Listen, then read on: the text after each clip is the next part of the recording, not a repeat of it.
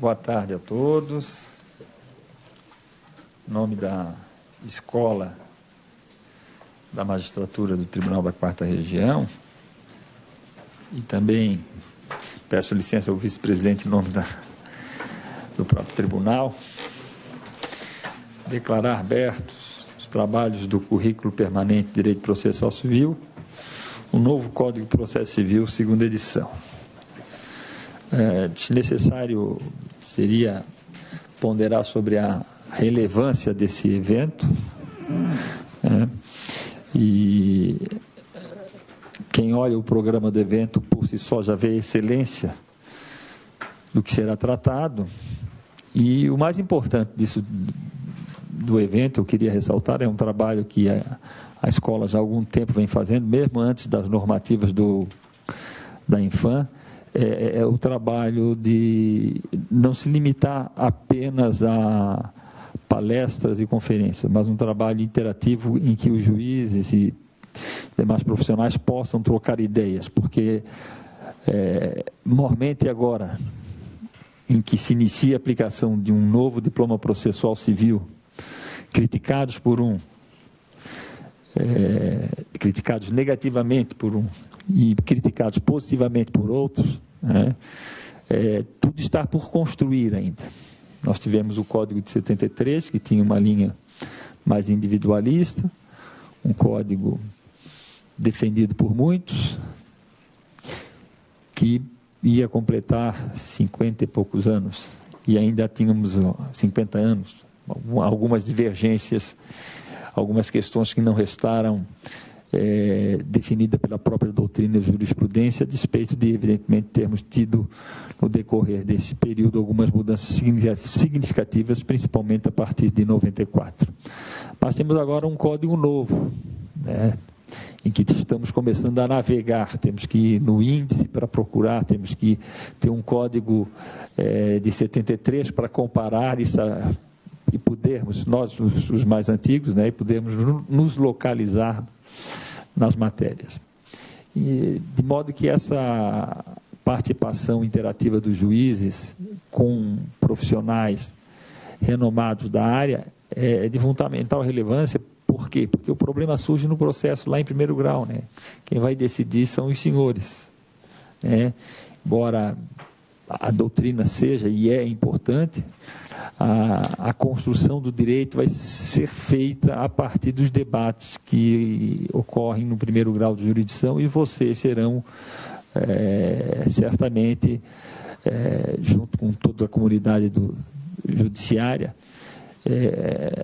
os precursores das diretrizes efetivas do novo Código de Processo Civil. Nós aqui vamos atuar em nível revisional, e o Superior Tribunal de Justiça, a tendência é que atue cada vez menos, para que se torne realmente um tribunal apenas de uniformização, e que as demandas elas não se eternizem e sejam resolvidas da maneira mais rápida possível, dando a concreção ao princípio da duração razoável do processo, que é previsto na Constituição.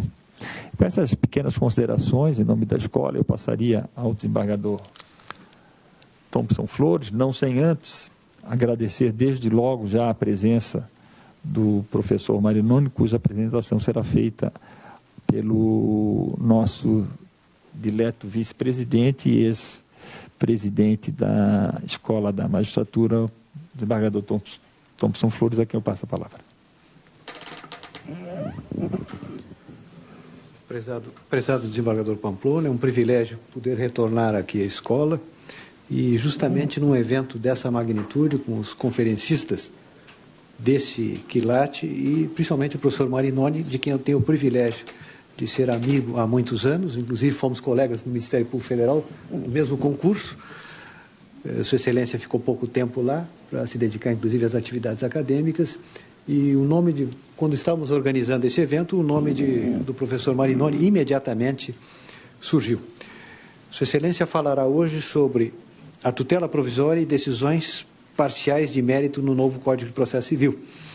Eu, embora desnecessário, vamos fazer apenas umas pinceladas do brilhante currículo vitae do professor Marinoni é pós-doutor pela Universidade Estatal de Milão, doutor e mestre pela Universidade Federal do Paraná, visiting scholar da Columbia Law University, professor titular mediante defesa de tese de Direito Processual Civil nos cursos de graduação, professor visitante em várias universidades da Europa e da América. Sua Excelência há pouco me dizia que retornou de Chicago recentemente, onde participou também de um evento lá naquela prestigiada universidade. Foi presidente da OAB em Curitiba, é advogado e parecerista. De modo que, então, é um privilégio, professor Marinoni, tê-lo aqui, e desde já passo a palavra, então, a Vossa Excelência. Fica à vontade. Só antes de passar a palavra ao professor Marinoni, eu queria pedir licença, porque eu tenho que participar da reunião da comissão de concurso. Então, eu peço licença ao professor Marinoni e, desde logo, em nome da escola, faço agradecimento pela sua participação, assim como ao desembargador Thompson Flores pela coordenação do evento. Peço licença a todos.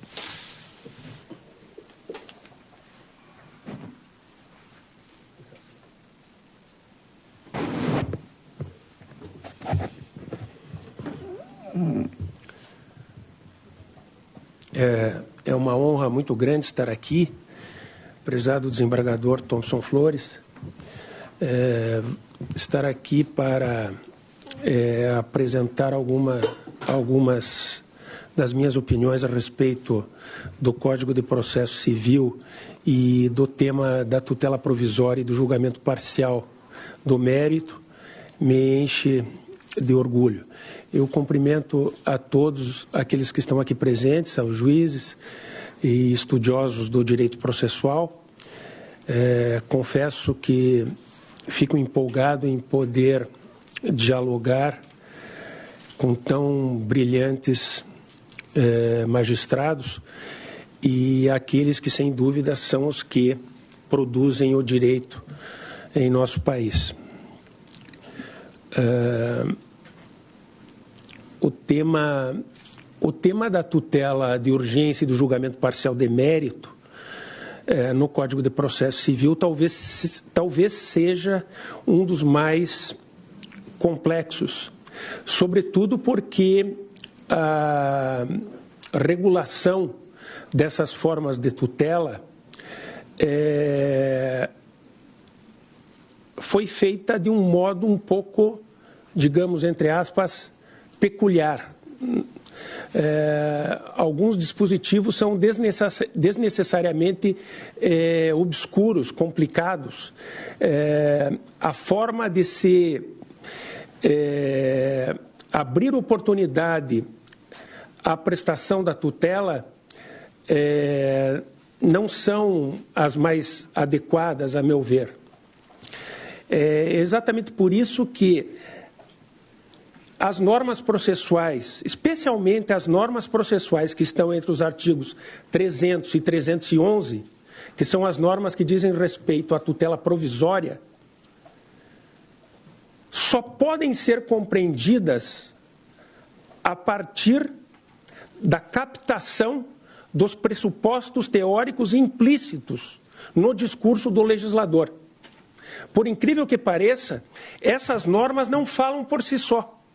Essas regras que estão ali não falam por si só. Ao contrário, uma primeira leitura de várias dessas regras, como, por exemplo, a que trata da tutela antecipada antecedente. As regras do artigo 304 e 305, as regras que tratam da tutela antecipada antecedente, numa primeira leitura ou numa interpretação literal, levam a um equívoco muito grande. Mas um equívoco que só pode ser cometido por aquele que desconhece os pressupostos teóricos da tutela antecipada. É possível dizer, portanto, que nós estamos diante de uma regulação que requer o conhecimento de pressupostos teóricos que podem ser ditos implícitos na regulação legal. O legislador, na verdade, quando traçou essas regras, tomava em consideração determinados conceitos que não foram expressos nas regras. Não estão expressos, mas eles têm que ser considerados implícitos para que estas regras sejam compreendidas. É complicado dizer que um conceito teórico tem que ser considerado implícito na lei, não é? Porque nós estaríamos aí interpretando a lei a partir de um conceito teórico que é do espaço doutrinário ou pode ser do próprio judiciário. Mas, na verdade, em se tratando de regulação de um instituto jurídico, como é a tutela antecipada, é claro que a regulação tem que estar de acordo, pelo menos, com os pressupostos teóricos indiscutíveis da tutela antecipada, da tutela cautelar e do próprio julgamento parcial do mérito. Ou seja, aqueles conceitos, na verdade, que permitem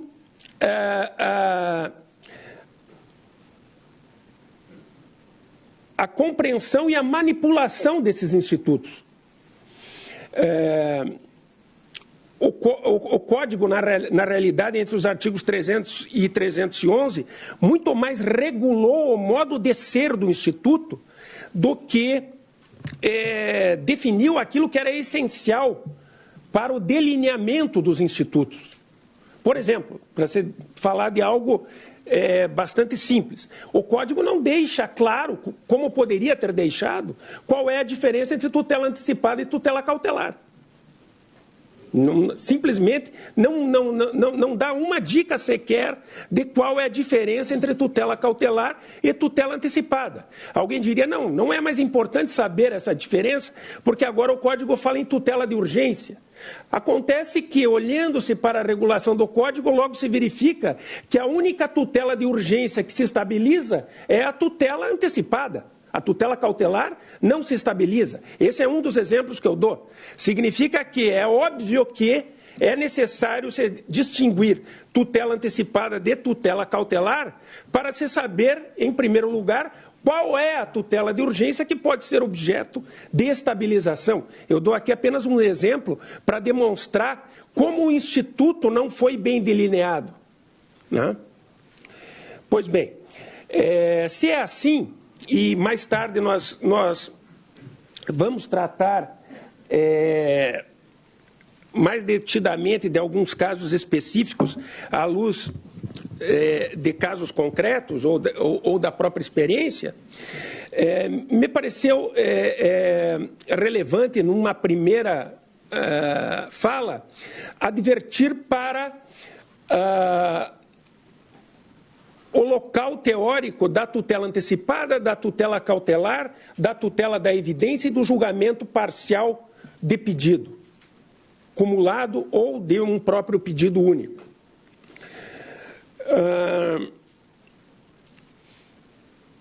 É certo que é muito difícil hoje se estabelecer uma distinção entre tutela antecipada e tutela cautelar, mas isto apenas é difícil porque não se percebe a história das doutrinas. A tutela cautelar, como não poderia deixar de ser, surgiu para funcionar como uma tutela de asseguramento da prestação útil da tutela final. A tutela cautelar sempre foi uma tutela de segurança da tutela final. Tanto é assim, e só podia ser assim, porque o processo civil clássico, formulado ao final do século XIX e no início do século XX, foi um processo civil voltado a oferecer tutela às necessidades dos direitos próprios da época. Ou seja, o processo civil tradicional, o processo civil clássico, foi feito, por assim dizer, para viabilizar a tutela dos direitos capazes de ser convertidos em pecúnia.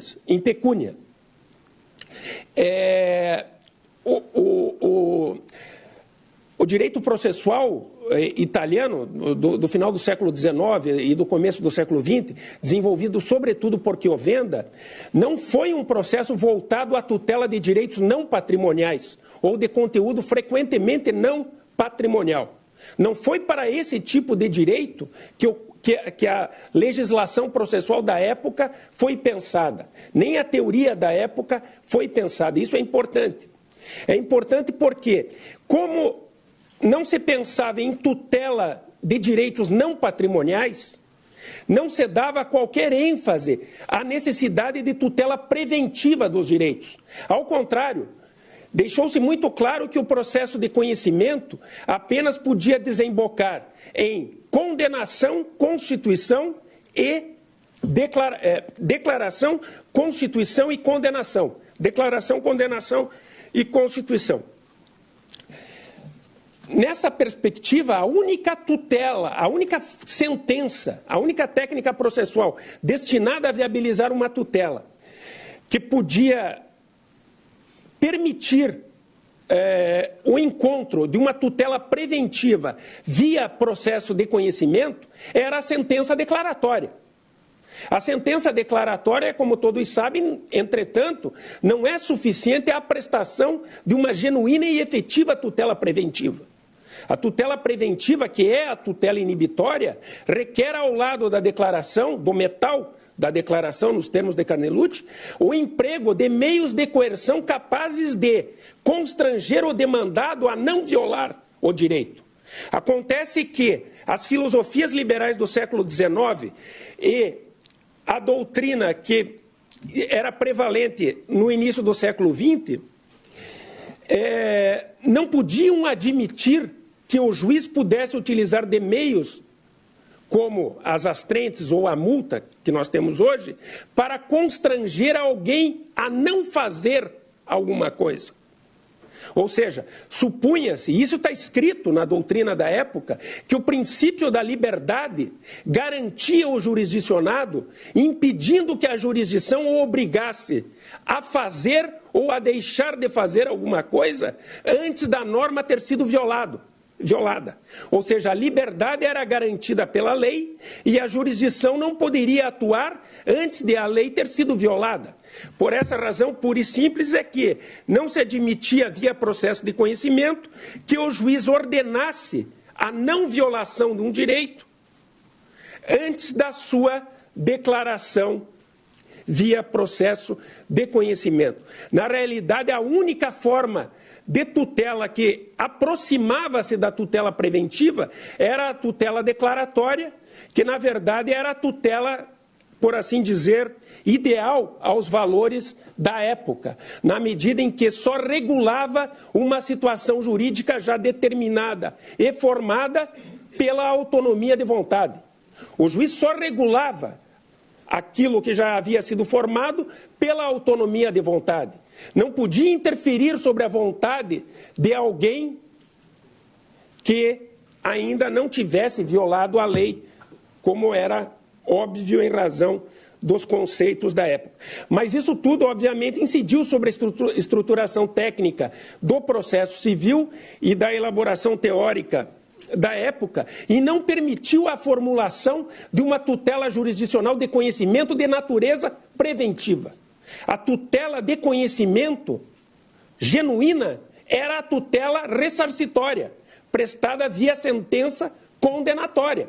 E a tutela cautelar, instrumento do instrumento, como se desejava, só podia ser, obviamente, uma tutela de segurança da tutela repressiva.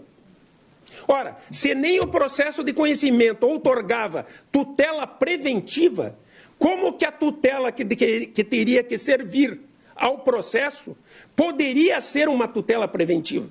Ao contrário, a tutela cautelar tinha que pressupor uma violação de direito que teria acontecido para legitimar a ação de conhecimento em que se pedia, em regra, restituição ou ressarcimento.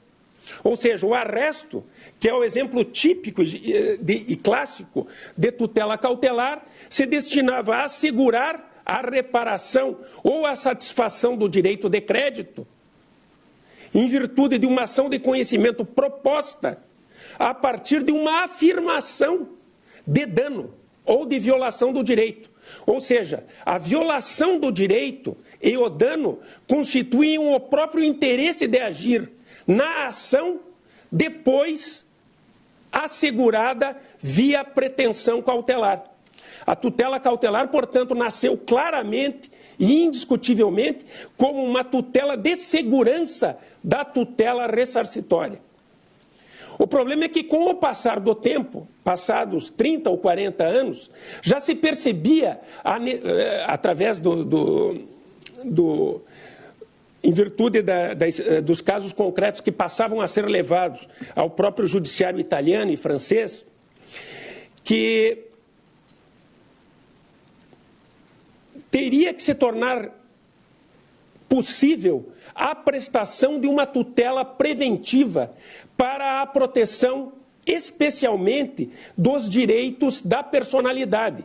É o exemplo clássico de Calamandrei, da moça que é retratada num cabaré e, vendo-se então atingida em sua imagem, tem a necessidade de requerer ao juiz uma tutela que impeça o prosseguimento da exposição da figura retratada durante o tempo de demora do processo de conhecimento.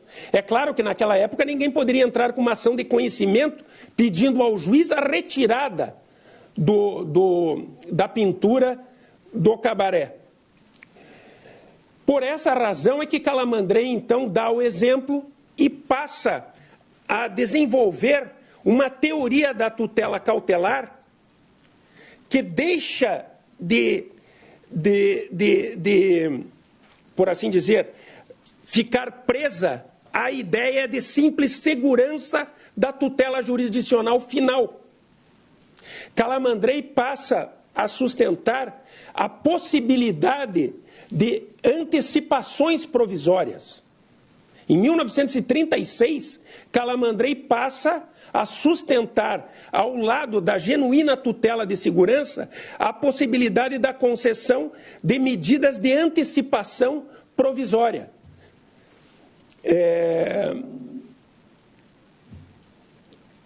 Tratava-se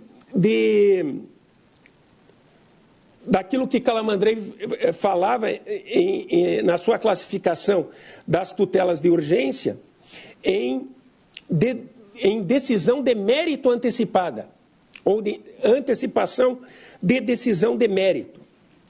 Essa antecipação de decisão de mérito, na realidade, é a tutela antecipada que nós temos hoje.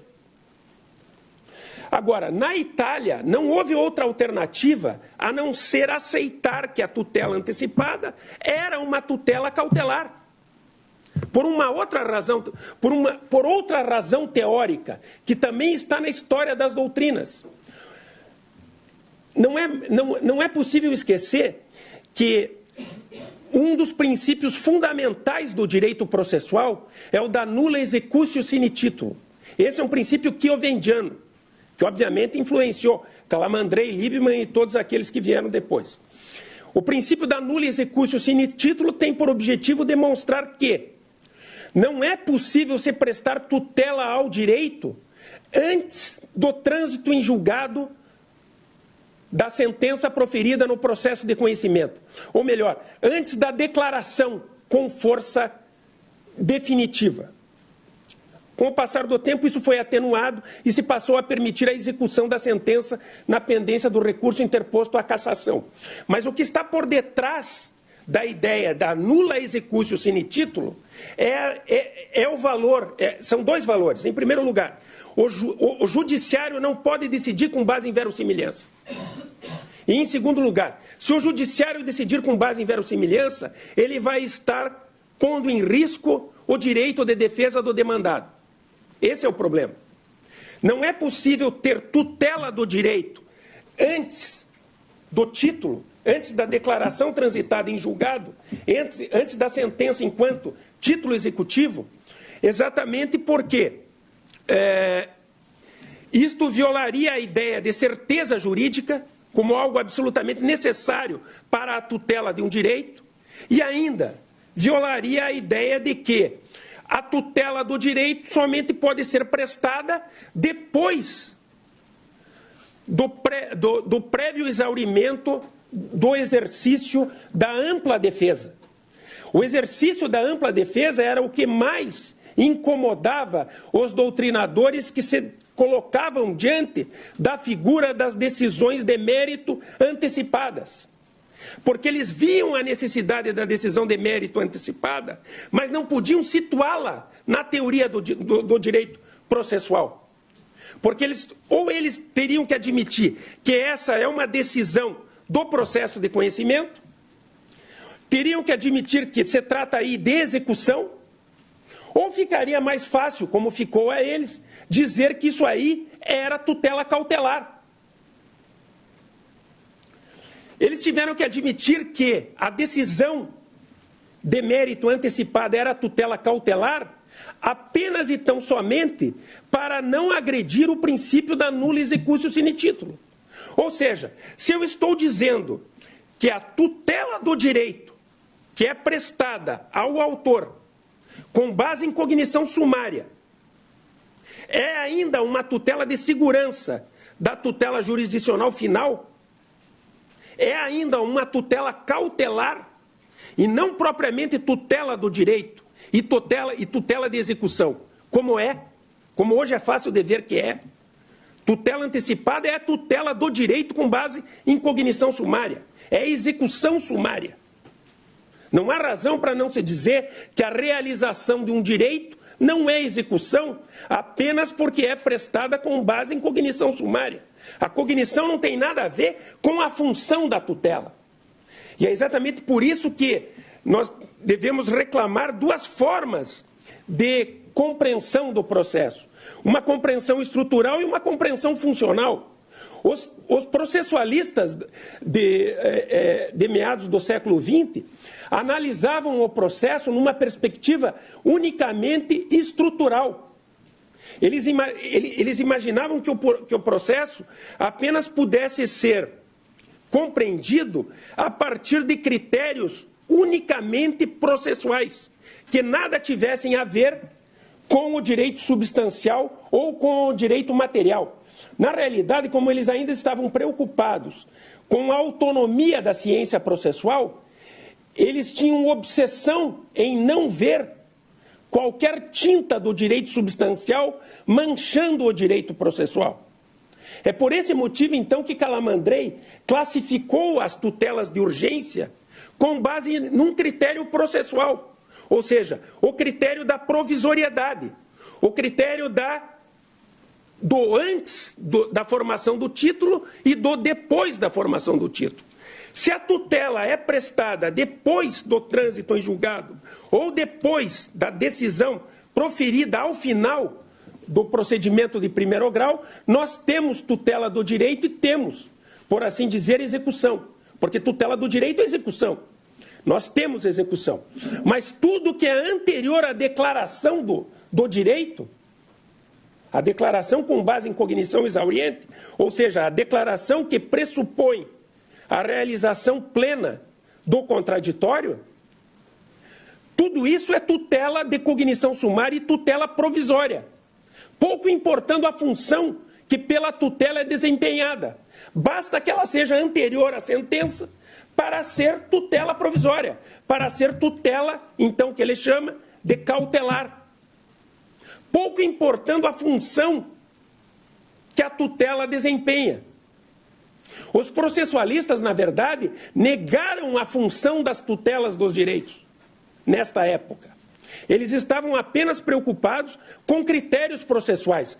Eles não podiam classificar, ou melhor, eles não podiam pensar o processo a partir da função que ele deveria desenvolver no plano do direito substancial. O processo não era pensado como algo que tem por escopo a tutela dos direitos.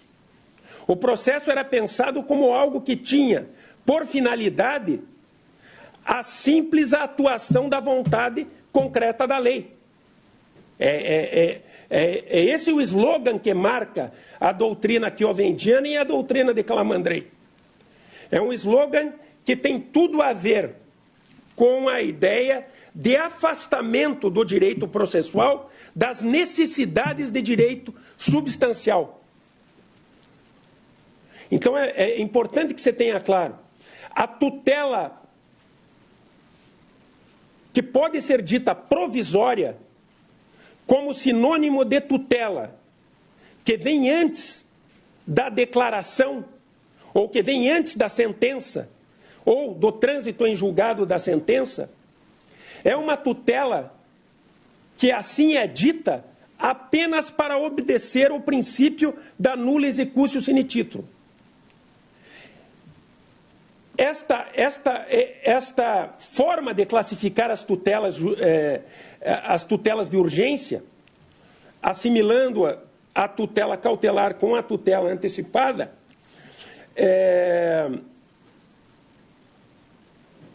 portanto, deve às concepções da doutrina processual, que praticamente baniu a ideia de tutela dos direitos da sua visão. Sucede que, com o pós-guerra e com o surgimento dos estados preocupados com a tutela dos direitos fundamentais, com o surgimento dos estados constitucionais, cada vez ficou mais claro que cabe à jurisdição dar tutela aos direitos, especialmente aos direitos fundamentais, como nós sabemos. Mas, na verdade, cabe à jurisdição conferir tutela efetiva e adequada a todos os direitos.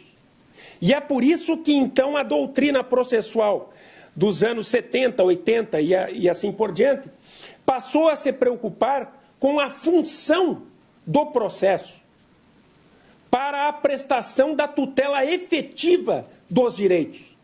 Foi quando, então, o doutrinador passou a analisar quais as formas de tutela com repercussão no plano do direito substancial podem ser prestadas pelo processo, exatamente para que o doutrinador pudesse criticar a suficiência da técnica processual para a prestação da tutela jurisdicional do direito de que necessita a população.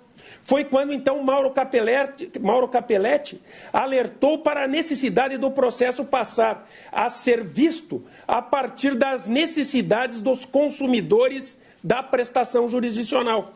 É quando, então, os olhos do processualista deixam os conceitos eminentemente processuais e se voltam para as tutelas dos direitos. Ora, quem pensa em tutela do direito está pensando em tutela inibitória, em tutela ressarcitória, em tutela de remoção do ilícito, em tutela contra o ilícito. Ilícito este que deixa de ser simplesmente sinônimo de fato danoso, e assim por diante.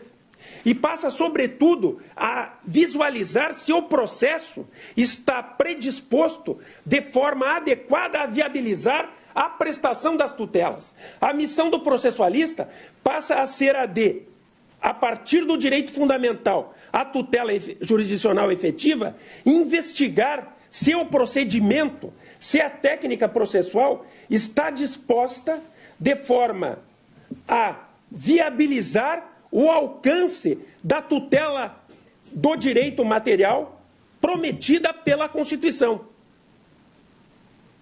Se a técnica processual não permite o alcance da tutela prometida pelo Código Civil ou pela Constituição, a legislação processual é inconstitucional por omissão.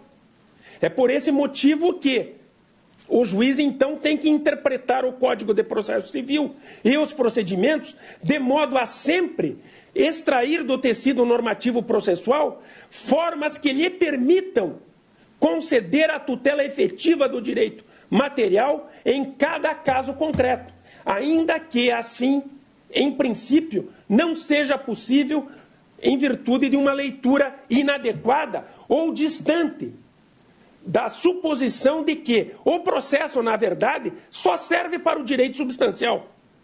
Porque nós sabemos que é fácil discursar que o processo serve ao direito material e serve à satisfação dos direitos. O problema é que nós não construímos uma dogmática capaz de dar conta da necessidade de o processo se estruturar de acordo com aquilo que dele é exigido. Ou seja, de o processo se estruturar de acordo com as necessidades carentes de tutela, com as necessidades do direito substancial. Bom, se nós estamos pensando já, nesse momento, em tutela dos direitos, se nós não temos dúvida que o processo tem por objetivo viabilizar o alcance da tutela dos direitos, torna-se agora muito fácil se distinguir tutela cautelar de tutela antecipada. A tutela antecipada nada mais é do que a tutela final prestada com base em cognição sumária. A tutela cautelar é tudo aquilo que não é a tutela final prestada com base em cognição sumária. É apenas uma tutela de segurança. Bom, mas alguém diria, mas se é assim tão fácil, por que ninguém percebeu isso antes? Também é fácil explicar. É a história do direito, mais uma vez, que pode nos ajudar. Quando nós fizemos a reforma de 1994, muitos não fizeram esta exata distinção, porque a reforma de 94 tornou possível o requerimento de tutela antecipada no curso do processo de conhecimento, mas não tornou possível o requerimento de tutela cautelar também no curso do processo de conhecimento. Ou seja, era possível requerer uma forma de tutela urgente, a antecipada, incidentemente ao processo de conhecimento. Mas não era possível, a não ser mediante ação cautelar, se requerer a tutela cautelar incidentalmente ao processo de conhecimento. Isso levou, na verdade, a doutrina a expandir o conceito de tutela antecipada, especialmente em face das necessidades relacionadas com a sentença declaratória e com a sentença constitutiva. Porque se a tutela antecipada é fácil de ser identificada quando é requerida condenação a um fazer, a entrega de coisa ou ao pagamento de dinheiro, a tutela antecipada dificilmente pode ser individualizada quando é requerida uma sentença declaratória, constitutiva ou constitutiva negativa. Esse é o problema. Daí é que veio todo o problema da confusão entre tutela cautelar e tutela antecipada. Na realidade, o fato é que não é possível uma tutela declaratória antecipada, porque ela é inútil. Ou seja, uma simples declaração sumária não tem valor jurídico. Não tem valor jurídico porque a declaração sumária não obriga o demandado a fazer ou a deixar de fazer algo. O demandado pode, diante de uma declaração sumária, caso ela pudesse ser prestada, simplesmente não observar a declaração sumária, esperar a definição do processo e então, se for o caso, pagar eventual multa pelo não cumprimento da declaração sumária. Mas jamais poderia ser constrangido por uma declaração sumária. Isso porque a tutela de direito prestada pela declaração é o bem da certeza jurídica. A declaração só tem importância quando confere a certeza jurídica. É a certeza jurídica que elimina aquilo que impede é a certeza jurídica que, ao eliminar o estado de incerteza jurídica, que põe fim exatamente à lide que deu origem à ação declaratória. Mas a declaração sumária em si, como apenas declaração, não é capaz de conferir aos litigantes a eliminação da incerteza. Na Itália, Giovanni Arieta, por exemplo, foi um daqueles que entendeu que a declaração sumária poderia ser objeto de tutela antecipada, poderia constituir tutela antecipada.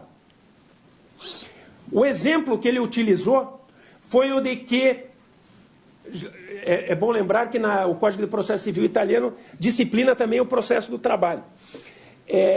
Que um empregador que teme ser sancionado pela despedida de um empregado que afirma ter estabilidade, poderia ter interesse em obter uma declaração para despedir o empregado durante o processamento da ação declaratória. Esse foi o único exemplo que se conseguiu dar de utilidade de tutela antecipada declaratória, ou de declaração sumária. O juiz declararia algo que legitimaria o comportamento do autor. Porque, claro, se o juiz declara que o demandado não deve fazer algo, ele não vai obrigar o demandado a fazer. Se o juiz declara que o demandado não deve fazer, o autor poderia voluntariamente poder fazer e ser impedido pelo demandado, já que a jurisdição não teria meios de coerção ou meios de execução para obrigar o demandado a se abster ou a fazer alguma coisa. Mas Giovanni Areta diz, não, mas espera, em alguns casos a declaração sumária pode legitimar a conduta do autor. E nesse caso o juiz, a jurisdição, não precisará atuar sobre a vontade do demandado. O exemplo dele, então, foi o da despedida do empregado. O autor teme ser sancionado por haver incerteza sobre a legitimidade do ato de despedida, no caso, por ele oferecido a debate. É proposta a ação declaratória para que se declare que a despedida pode ser feita.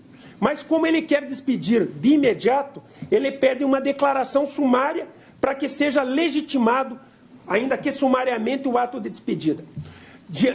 Giampiero Samori, um outro processualista italiano, debatendo com Giovanni Areta. Giovanni Areta é um dos maiores especialistas em tutela de urgência na Itália. Giampiero Samori diz o seguinte, não, mas espera, é um equívoco supor que o autor terá a sua conduta legitimada pela declaração sumária. Não terá porque, se o juiz ao final chegar à conclusão que a declaração sumária não deveria ter sido proferida, ou se o tribunal de apelação ao final disser que o juiz não proferiu a sentença declaratória conforme o direito, é óbvio que a conduta praticada pelo autor com base na declaração sumária não será legitimada pelo processo ao final. E o autor terá, como se não tivesse proposto a ação, que pagar por isso. Ou seja, que ser sancionado pela sua conduta que restou ao final declarada indevida, ilegítima. Ou seja, uma declaração de legitimidade provisória não vale para nada, porque ela não legitima em definitivo a conduta do autor. A conduta do autor não poderia ser legitimada por uma declaração sumária quando o tribunal chega à conclusão de que essa declaração não era cabível. Não tem lógica alguma. E se isso não tem lógica, se o que vale é a declaração final, é porque ninguém precisa de um processo para praticar um ato quando há dúvida sobre a sua legitimidade. Porque o que elimina a situação de incerteza, o que confere a tutela, que significa o bem da certeza jurídica, é a declaração final.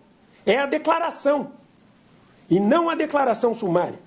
E é por esse motivo, então, que, exatamente porque quando proposta a ação declaratória, ninguém pode obter utilidade pedindo a simples antecipação da declaração ou a simples antecipação da decisão de mérito, é que a doutrina, ao invés de... A doutrina e a prática, na realidade, ao invés de sustentar a possibilidade de requerimento de tutela antecipada declaratória sustenta a possibilidade de requerimento de tutela cautelar destinada a assegurar a tutela final declaratória.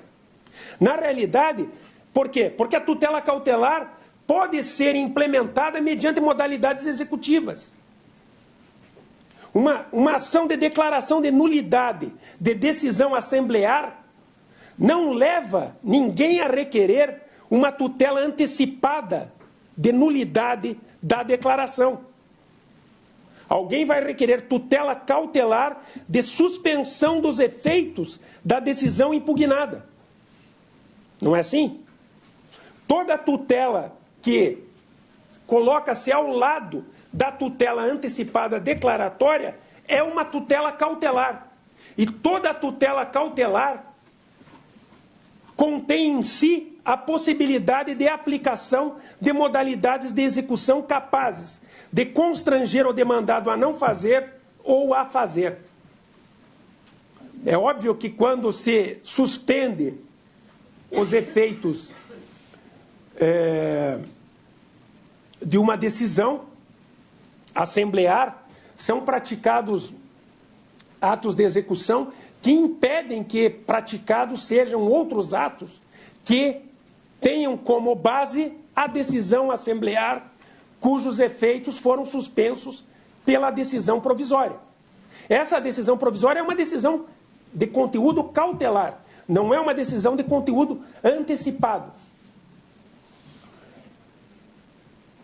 Se é fácil verificar que não é possível uma tutela antecipada de conteúdo declaratório, não tão fácil assim é analisar a possibilidade de uma tutela antecipada de conteúdo apenas constitutivo ou desconstitutivo, mas não de conteúdo constitutivo agregado à execução, né?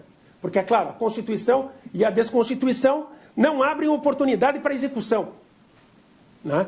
Então, toda a tutela sumária que suponha a Constituição e a desconstituição e que seja ligada a modalidades de execução é cautelar. A tutela em face de uma sentença constitutiva ou desconstitutiva só é antecipada quando a Constituição provisória basta por si só. Alguém poderia dizer, mas quando que a Constituição provisória basta por si só?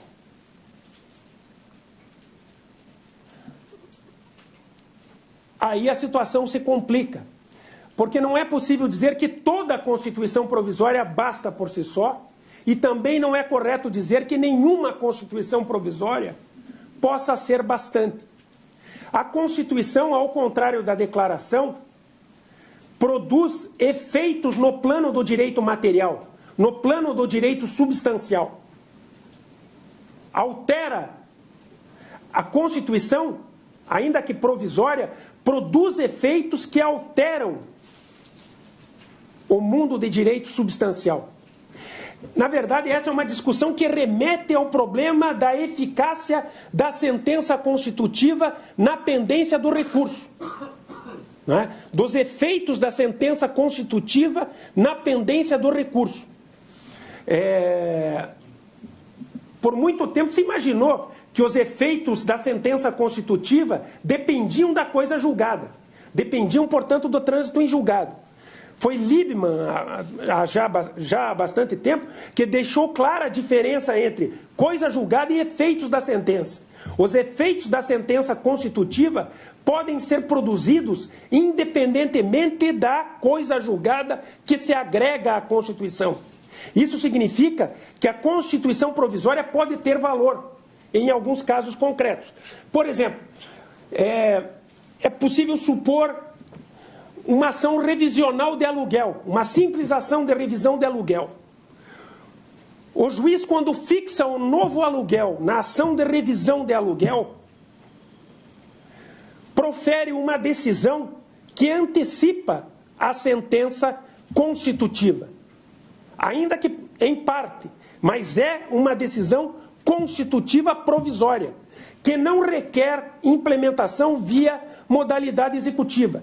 Se o juiz fixa o valor da locação em 80, quando o autor pede 100, ele concede parcialmente a tutela constitutiva e altera aquilo que se passa no âmbito do direito material. Ele altera o valor do aluguel.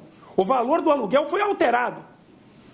Mas essa decisão provisória não tem eficácia executiva e nem tem alguma coisa a ver com o pagamento de aluguel. A decisão que fixa o aluguel provisoriamente não abre oportunidade para a execução do aluguel a partir da decisão provisória, na própria ação de revisão do aluguel. Eu não tenho que executar a decisão provisória. Mas não teria muita utilidade, é certo, esta decisão provisória, não fosse a possibilidade, certamente, de o autor que obteve a decisão provisória propor uma ação de despejo contra o locatário que não paga o aluguel com base na decisão provisória proferida na ação revisional. Não é? Se a decisão provisória fixou um novo aluguel e alterou a relação de locação, a não observância do novo aluguel por parte do demandado abre oportunidade à ação de despejo com base na decisão provisória. De modo que não se pode dizer que nenhuma decisão provisória constitutiva pode ocorrer. É certo que, na maioria das vezes, a antecipação da Constituição não é possível diante das ações em que se discute o estado das pessoas. Por exemplo, não há qualquer possibilidade de se imaginar, isso em razão daquilo que se passa no direito substancial. A desconstituição provisória de um casamento. Ou para aqueles que entendem que a sentença que julga procedente o pedido de investigação de paternidade é constitutiva. A antecipação da constituição do estado de filho. Isso seria, obviamente, um absurdo. Mas o fato de, no plano do direito substancial, não ser viável em algumas hipóteses a constituição provisória, não elimina, a partir da técnica processual, a possibilidade de antecipação de constituição ou de desconstituição, conforme cada caso concreto. O fato é que a doutrina e a jurisprudência da época da reforma de 94 não atentaram para o significado de tutela antecipada em face das sentenças declaratória e constitutiva. Simplesmente se chegou à conclusão que muitas das tutelas concedidas com base em cognição sumária nas ações constitutivas, desconstitutivas ou declaratórias eram tutelas antecipatórias simplesmente porque davam ao autor algo que ele poderia fazer caso já tivesse sido proferida a sentença declaratória ou constitutiva. É o caso, por exemplo, você pode pensar nessa dimensão na sustação de protesto, na liminar na ação rescisória. A tutela de urgência na ação rescisória não é propriamente uma tutela antecipada desconstitutiva. É uma tutela cautelar numa ação desconstitutiva, não é? Bem,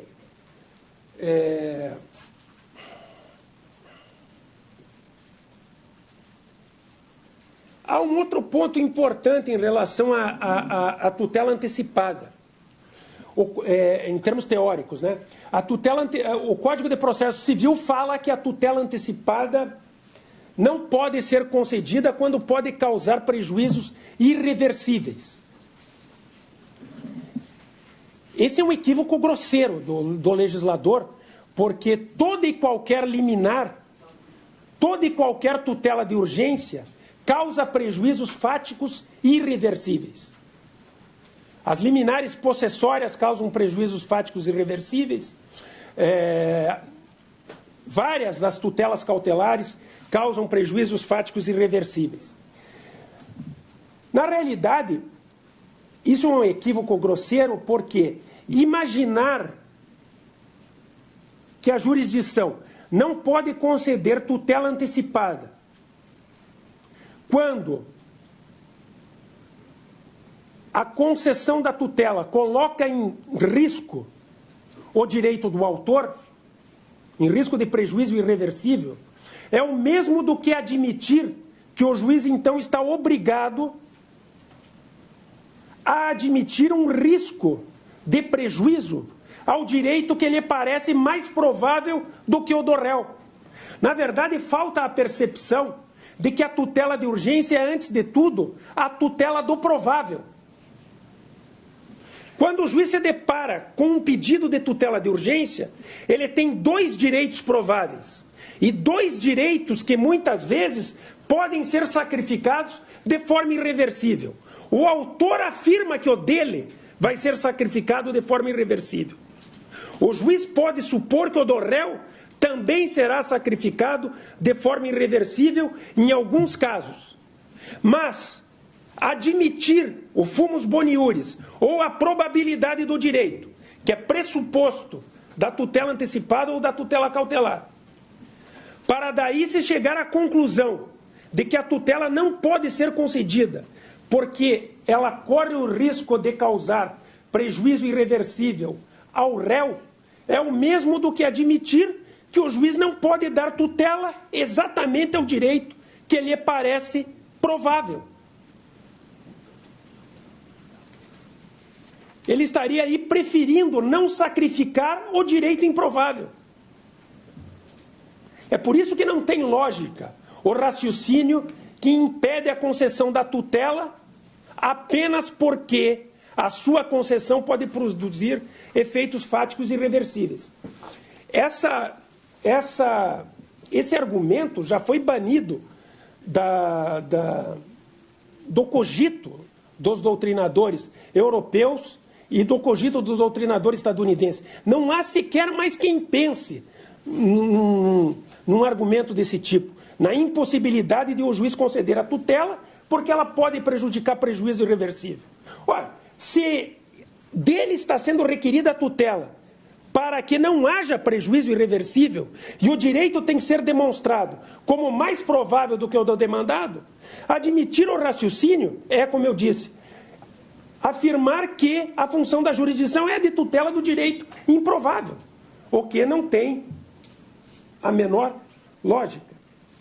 De modo que a única maneira de se ler a disposição que fala em proibição da concessão da tutela em caso de irreversibilidade é o de relacionar a irreversibilidade com aquilo que sucede no plano do direito substancial.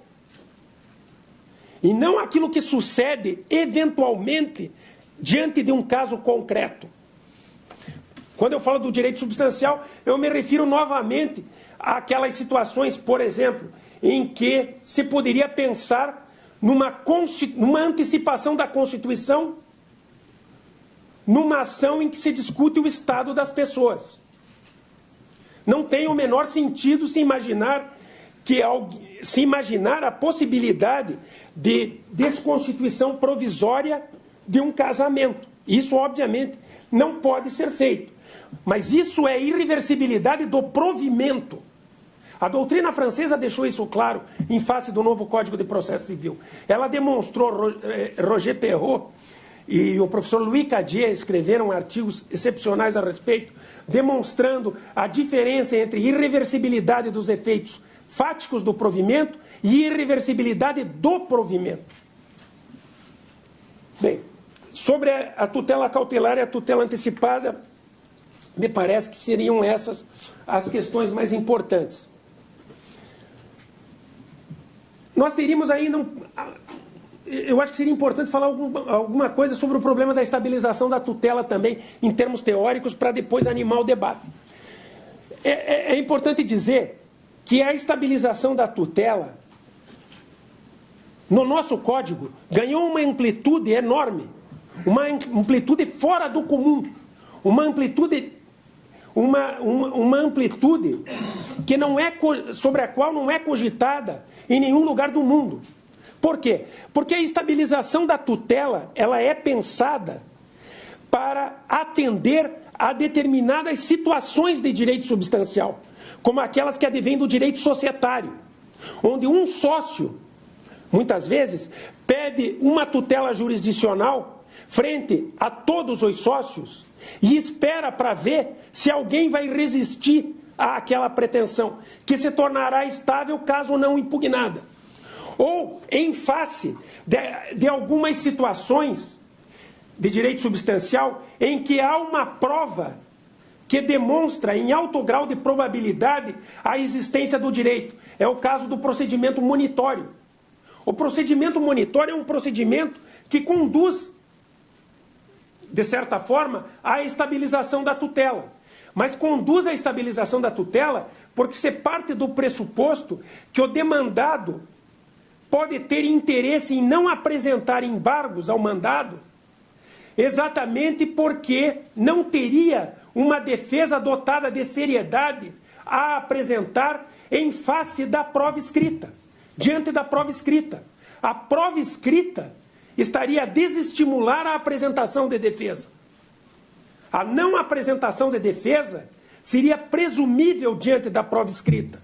E é exatamente por isso, então, que o mandado se converte em título executivo, diante da não apresentação dos embargos. Agora, dizer que em todo e qualquer caso de direito substancial, independente da prova trazida pelo autor, se é que ele traz alguma com a petição inicial, a concessão da tutela antecipada pode se estabilizar, na realidade, privilegiar quase que de forma irracional o autor. O autor propõe ação de conhecimento, sem uma prova escrita ou capaz de convencer o demandado do alto grau de probabilidade da existência do direito. Até porque requisito para a tutela antecipada não é evidência, né? Não é o alto grau de probabilidade. Basta a probabilidade, porque a tutela antecipada é uma tutela de urgência. A tutela de urgência é uma tutela que se compadece com a probabilidade ou com a verossimilhança, exatamente para que o autor não seja sacrificado diante de uma situação de urgência. Agora, a partir daí, se admitir que diante de todo pedido de tutela de urgência antecipada, possa a tutela se estabilizar em virtude da não atuação do demandado, parece não ser uma boa política. Parece não ser uma boa política porque isso até mesmo contradiz o que o próprio legislador fez diante da revelia. Como nós sabemos, o legislador atenuou os efeitos da revelia no novo Código de Processo Civil. Hoje, está escrito no Código, caso o juiz não se convença da verossimilhança das alegações do autor quando o demandado é revel, o processo tem que continuar adiante mediante a determinação de prova, não é? Bom, vejam a contradição. Se o legislador chega à conclusão de que a revelia não é suficiente para o julgamento antecipado do mérito, como ele pode chegar à conclusão de que a inércia do demandado é suficiente para a estabilização da tutela? Bem, de qualquer forma, o fato é que a estabilização da tutela depende apenas da não interposição de agravo de instrumento por parte do demandado. E é com essa situação que nós temos que conviver. Mas esse primeiro alerta me parece importante para que nós possamos interpretar as normas de modo a não sacrificarmos indevidamente o demandado em face da concessão da tutela antecipada. Estabilizar a tutela antecipada, muitas vezes, diante de uma interpretação muito exigente de algumas regras do Código de Processo Civil, pode conduzir a uma situação de desvantagem àquele que é inerte, que é praticamente incompatível com a situação daquele que não contesta a demanda e é revel. Como as normas têm que ser conciliadas para que nós possamos chegar a uma interpretação adequada, me parece que essa premissa deve ser levada em conta. Temos também, então, a partir da tutela antecipada e da tutela cautelar, a tutela da evidência. A tutela da evidência, como foi posta no Código, é ainda de mais difícil compreensão, porque não se sabe o que é a tutela da evidência. O Código, na realidade, mal exemplifica alguns casos de tutela da evidência. Nós temos exemplos de tutela da evidência no artigo 811. Só isso. Nós temos um artigo para a tutela da evidência, o artigo 811. Nós temos ali 4 incisos, um parágrafo único inconstitucional e 4 incisos. Um primeiro inciso que tem que ser lido como uma cláusula geral da tutela da evidência. E os incisos 2, 3 e 4 como exemplos mal acabados de tutela da evidência. De modo que é inevitável se tentar compreender de forma teórica o significado de tutela da evidência. O que é tutela da evidência, afinal de contas? Tutela da evidência é uma técnica de distribuição do ônus do tempo do processo. A tutela da evidência só pode ser pensada a partir do momento em que o processualista admitiu que o tempo é ônus e que, portanto, não deve recair apenas sobre as costas do autor, como se ele fosse o culpado pela demora inerente à cognição dos direitos. O tempo tem que ser distribuído entre o autor e o réu. Até porque ele é distribuído mediante várias técnicas processuais, como a técnica dos títulos executivos.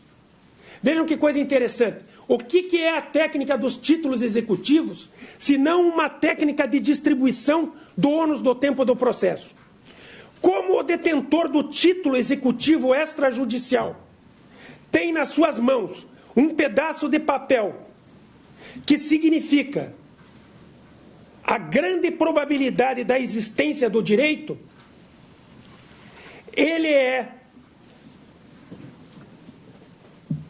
afastado da necessidade de ter que demonstrar à jurisdição o seu direito e, portanto, ter que sofrer com o tempo de demora do processo para chegar à tutela do direito e à execução. A técnica dos títulos executivos elimina a demora inerente ao processo de conhecimento.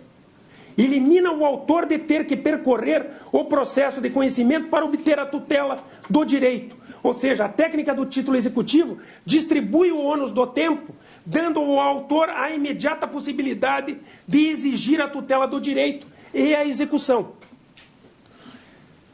Essa técnica do título executivo extrajudicial é uma técnica que é formada, embora pouca gente perceba, a partir da ideia de que, quando os fatos constitutivos estão evidenciados por documento ou são incontroversos, o autor não tem que pagar pelo tempo de demora do processo. Esse é o ponto. O autor não paga pelo tempo de demora do processo quando os fatos constitutivos do seu direito são incontroversos ou estão demonstrados via documento qualificado de título executivo extrajudicial. A técnica do título executivo é uma técnica que parte da ideia de que prova dos fatos constitutivos elimina a necessidade do processo de conhecimento. O problema é que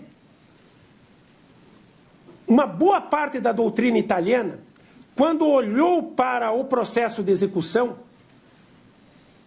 fez a seguinte crítica: por que apenas alguns documentos qualificados como título executivo eliminam do autor a necessidade de passar pelo processo de conhecimento, quando, na verdade, vários outros documentos, e não apenas provas documentadas, não apenas depoimentos, por exemplo, ou perícias documentadas, mas sim documentos, são suficientes para evidenciar fatos constitutivos, mas não abrem oportunidade à imediata execução. Essa foi uma crítica, especialmente de Proto Pisani, o sucessor de Calamandrei. Proto Pisani disse que os títulos executivos estariam privilegiando determinadas posições sociais e que isso era antidemocrático. Ele propôs, então, que, para que ocorresse uma democratização do processo, haveria de ser necessário se abrir oportunidade para a imediata tutela do direito ao autor que detém documento não qualificado como título executivo, mas que é indiscutivelmente suficiente para demonstrar os fatos constitutivos do direito. Ou seja, ele raciocinou como se não fosse o legislador aquele que definisse como que a rapidez e a celeridade do processo deveriam se determinar. Até porque a crítica dele foi a de que o legislador estaria privilegiando determinadas posições sociais, qualificando determinados documentos como títulos executivos. Ele disse, em poucas palavras, que documentos que evidenciam fatos constitutivos devem abrir a oportunidade para a imediata tutela do direito, sob pena de violação da isonomia perante o processo, exatamente para que todos aqueles que estão numa mesma posição no processo, em face da apresentação dos fatos constitutivos, possam ser tratados. A partir dessa concepção de Proto Pisani, o legislador italiano passou a pensar sobre técnicas processuais capazes de prestar tutela ao direito ao autor que desde logo evidencia os fatos constitutivos. Ou seja, o autor que evidencia os fatos constitutivos no curso do processo de conhecimento e, obviamente, por isso não detém título executivo, deveria ser tratado de outra forma. Deveria poder obter a imediata tutela do direito. Uma coisa interessante, quando eles passam a discutir isso, um doutrinador, um aluno de Proto Pisani, chamado Giovanni Scarselli, escreve um livro chamado Condenação Provisória. E ele propõe o seguinte: já que nós sabemos que o tempo é um ônus, assim como é o ônus da prova, vamos ler a regra do ônus da prova, que distribui o ônus da prova ao autor e ao réu, conforme os fatos sejam constitutivos, impeditivos, extintivos ou modificativos, numa perspectiva agora dinâmica, relacionada com o tempo para a produção da prova, e não mais apenas estática. Nós vamos agora distribuir também o tempo do processo de acordo com o ônus da prova. Se o autor já demonstrou os fatos constitutivos e o réu alega fato impeditivo, modificativo ou extintivo, cabe ao réu sofrer com o tempo de demora do processo, e não ao autor. O direito do autor é evidente. Os fatos constitutivos ou não foram contestados, por exemplo, ou estão demonstrados por prova documental. Os fatos constitutivos são incontroversos. O réu alega fato impeditivo, modificativo ou extintivo que requer prova, que, portanto, requer tempo do processo. A pergunta que você faz é: por que o autor que já demonstrou o seu direito terá que pagar pelo tempo que o réu vai utilizar para produzir a prova que se destina a evidenciar os fatos por ele alegados? esse o fundamento, esse é o primeiro fundamento da tutela da evidência. Nós temos que distribuir o ônus do tempo de acordo com o ônus da prova. De modo que, se os fatos constitutivos estão evidenciados e alega-se fato impeditivo, modificativo ou extintivo, defesa de mérito indireta, e essa defesa requer prova, quem deve pagar pelo tempo necessário à produção da prova é o réu, como ocorre no processo de execução. No processo de execução não é assim? No processo de execução, o detentor do título propõe desde logo a execução. É certo que em alguns casos, e isso é importante lembrar, a execução pode ser suspensa. E aí, então, nós chegamos ao segundo fundamento da tutela da evidência. Alguém poderia dizer, mas será racional admitir a tutela do direito e, portanto, a execução, né, claro, para que a tutela do direito possa ser concedida ao autor, apenas porque os fatos constitutivos estão evidenciados, quando o demandado pode requerer prova para demonstrar um fato impeditivo, modificativo ou extintivo, que à primeira vista é dotado de credibilidade? Seria isso racional? Seria racional sempre permitir a execução, apesar de uma defesa de mérito indireta, fundada? Os doutrinadores italianos então passaram a pensar, e os franceses principalmente, de fato, não basta fato constitutivo demonstrado, é preciso que a defesa de mérito indireta seja infundada, ou que, em hipóteses excepcionais, a própria defesa de mérito direta seja infundada.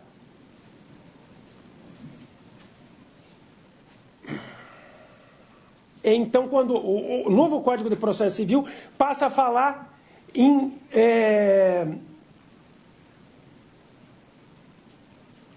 resistência não dotada de seriedade, em contestação não dotada de seriedade, em defesa inconsistente.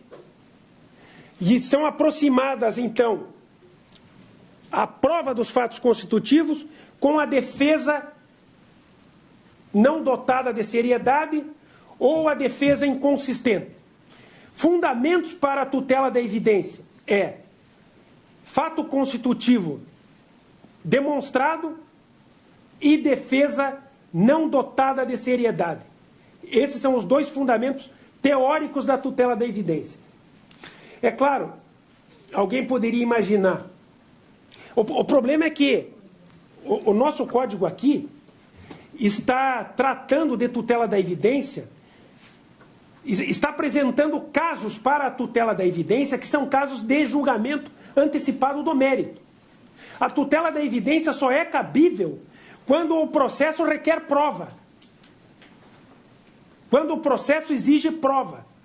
A tutela da evidência só é cabível quando, evidenciado o direito do autor, o processo tem que prosseguir adiante para elucidar algo que foi dito pelo demandado, mas que se imagina infundado.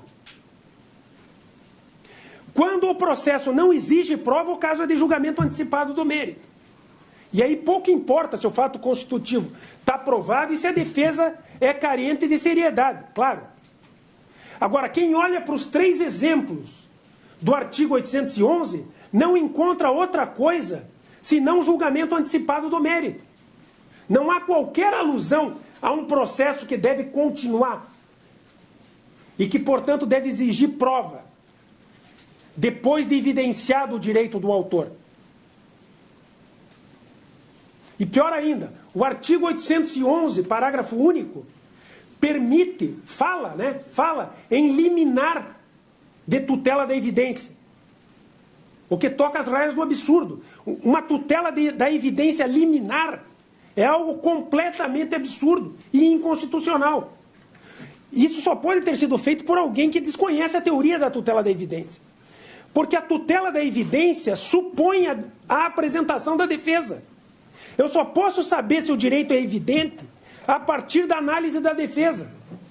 Eu não posso presumir a evidência do direito antes de o réu, por exemplo, ter tido a possibilidade de apresentar a alegação de falsidade do documento que ampara o meu pedido. Ou antes de o réu ter tido a possibilidade de dizer que o precedente no qual eu me embaso para requerer a tutela da evidência não se aplica ao caso. E não há, do ponto de vista da função, qualquer razão para se conceder tutela da evidência antes da ouvida do réu, quando não há urgência. Não é racional tutela da evidência antes da ouvida do réu. Por que se negar o direito à apresentação da defesa quando não há indício de situação de urgência que põe em risco a idoneidade da tutela pedida pelo autor? É claro que perigo de dano abre oportunidade para tutela de urgência antes da ouvida do réu. O que eu quero dizer é que a alegação de evidência do direito não pode abrir oportunidade para a tutela do direito antes da ouvida do réu, em primeiro lugar, porque a tutela da evidência somente pode ser aferida a partir do momento em que se analisa a defesa. E, em segundo lugar, porque não há qualquer razão, motivo racional para se pensar em tutela da evidência antes da ouvida do réu. Eu só posso pensar numa tutela que coloca de lado a possibilidade da apresentação da defesa quando há uma situação de urgência que coloca em risco a tutela do direito do autor. A tutela do direito do autor prestada antes da ouvida do réu é uma exceção, é algo excepcional, que obviamente não se compadece, portanto, com a evidência. E, enfim, agora podemos passar imediatamente para o princípio da unidade e da unicidade do julgamento. Ou melhor, passar para o problema da fragmentação do julgamento do mérito. O que é aquilo que está posto no artigo 356. A possibilidade do julgamento antecipado de parcela do pedido. O problema teórico que está por detrás disso é o seguinte: o fato é que a doutrina do processo nunca admitiu a cisão do julgamento do mérito. Um dos princípios cardeais da doutrina de Chiovenda é o princípio da unidade e da unicidade do julgamento do mérito. Por quê? Porque Chiovenda foi um dos grandes arautos do princípio da oralidade. Ele trabalhava com a unicidade e a unidade do julgamento ao lado do princípio da oralidade. Ele supunha que a defesa, a instrução e o julgamento poderiam ocorrer numa só única audiência. É por isso que ele não admitia a fragmentação do julgamento do mérito. Ele não admitia a fragmentação do julgamento do mérito porque ele supunha que isso seria desnecessário. O problema é que a história, a vida, mostrou que as coisas não são assim. As coisas não funcionam assim. O processo não funciona assim. Começou a surgir cada vez mais casos em que se demonstrava no curso do processo que parte do pedido, ou um dos pedidos cumulados, se mostrava incontroverso no curso de um processo que tinha que caminhar adiante para a elucidação da outra parte do pedido ou do outro pedido, que ainda restava controvertido. Esse é o fundamento, então, agora, para o julgamento parcial. Foi quando os próprios italianos, então, negando o princípio chiovendiano, passam a pensar em cisão do julgamento do mérito. Isso acontece, em primeiro lugar, no âmbito do processo do trabalho. O artigo 424 do CPC italiano prevê a possibilidade de julgamento parcial de mérito no âmbito do julgamento, no âmbito do processo do trabalho. Em 1992, o CPC italiano ganha uma norma, o artigo 186 bis, que fala da tutela antecipada de soma incontroversa no curso do processo de conhecimento. Passa a admitir aí, então, a tutela antecipada para toda e qualquer espécie de situação de direito substancial em que se exija soma em dinheiro. O interessante é que na Itália, essa tutela parcial do mérito é até hoje uma tutela antecipada. Não é julgamento antecipado parcial, é tutela antecipada. É tutela antecipada e essa tutela antecipada se dá em 3 hipóteses. Ou melhor, basicamente em 2 hipóteses, desculpem. Em caso de não contestação de parcela do direito, ou de um dos direitos controvertidos, um dos pedidos cumulados, né? Ou no caso de reconhecimento parcial do pedido. Talvez por isso eles não tenham admitido a coisa julgada sobre essa decisão. Eles admitiram que essa decisão é um caso de tutela antecipada e admitiram que essa decisão conserva eficácia executiva uma vez extinto o processo. Conserva eficácia executiva. Eu posso executar a tutela antecipada parcial, ainda que o processo, na sua inteireza, seja extinto. Mas dizem os italianos em sua maioria, essa decisão não produz coisa julgada material. De modo que a decisão que concedeu a tutela pode ser discutida em processo futuro. Alguns poucos doutrinadores italianos, é importante que se diga, entenderam que essa tutela antecipada deveria produzir coisa julgada material. O fato é que a lei italiana, o Código italiano, não diz se ela produz ou não produz. Ela não diz. Então ficou isso a cargo do debate doutrinário. No direito brasileiro é óbvio que produz coisa julgada material, porque o nosso caso aqui não é de tutela antecipada, é de julgamento antecipado de parcela do pedido. No nosso caso, há produção de coisa julgada material. Não se pode mais discutir no futuro a decisão que julgou parcialmente o pedido ou um dos pedidos cumulados. É interessante dizer, para justificar a fragmentação do julgamento antecipado do mérito, que o direito fundamental à duração razoável requer que o processo seja dotado de técnicas processuais que não permitam que o autor seja prejudicado pela demora do processo quando um direito seu foi evidenciado. Em outras palavras, o que se quer dizer com isso? Se parte de um direito, ou se um dos pedidos cumulados não foi contestado, foi reconhecido juridicamente, ou, mais do que isso, no direito brasileiro, não no italiano, abre oportunidade para imediato julgamento do mérito, em razão de prova suficiente dos fatos constitutivos, não é?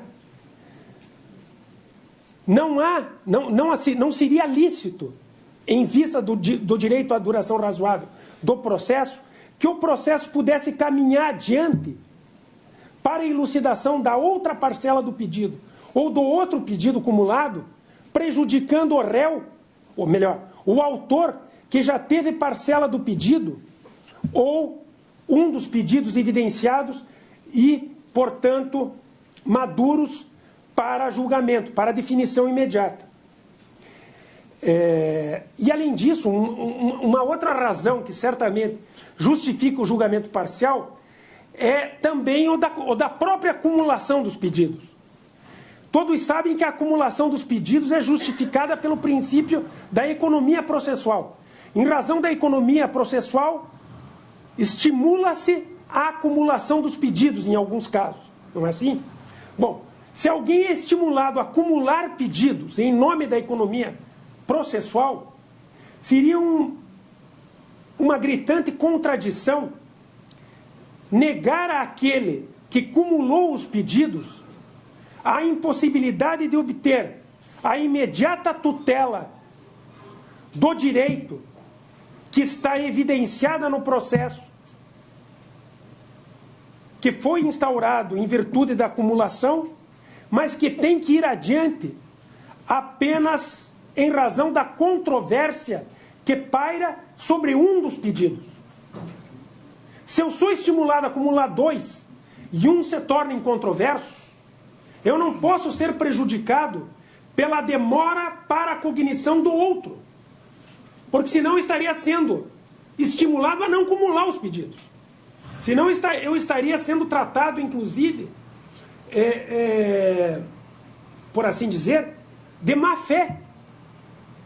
Não é? Porque eu estaria acumulando pedidos em nome da economia processual e para facilitar o andamento do processo, e daí estaria recebendo uma resposta que nega a minha própria intenção de economizar e de favorecer a própria administração da justiça. Ou seja, se eu não tivesse acumulado os pedidos, eu teria uma resposta mais eficaz do que se eu tivesse acumulado os pedidos.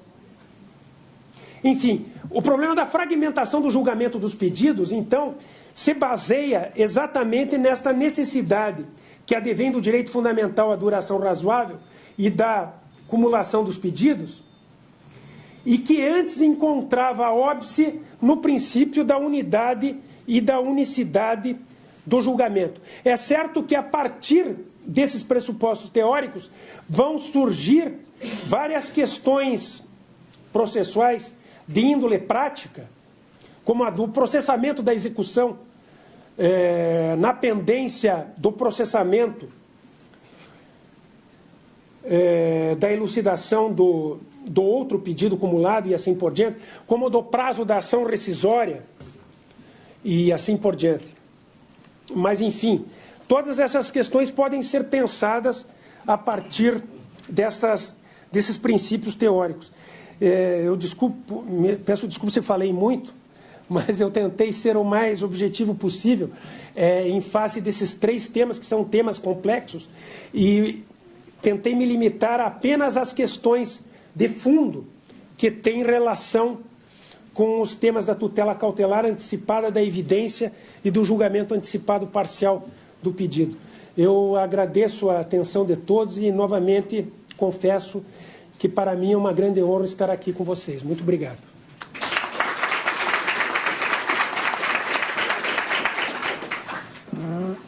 Professor Marinoni, queremos agradecer em nome da escola, do tribunal, a sua presença aqui, a sua magnífica aula. Gostaríamos de passar às mãos de Vossa Excelência uma modestíssima lembrança muito obrigado. Deste evento.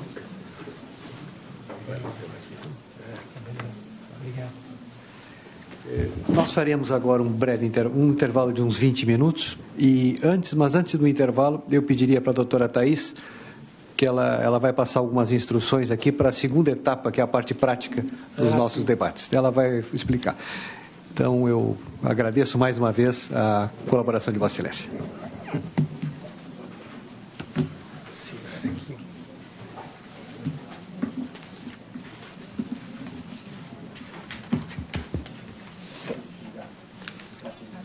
Muito obrigado.